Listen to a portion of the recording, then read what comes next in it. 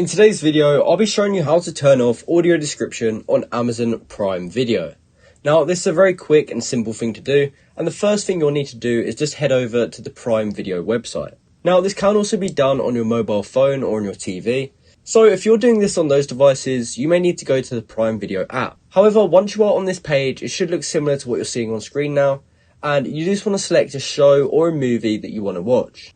So let's just say I was trying to watch John Wick 4, I could click down here to start it, and now that it's started playing, we can actually look for these icons in the top right corner. And we want to look for this one, which when you hover over it, tells you that it's for subtitles and audio. So we can simply click on that, and on the right hand side, we are actually able to change the audio.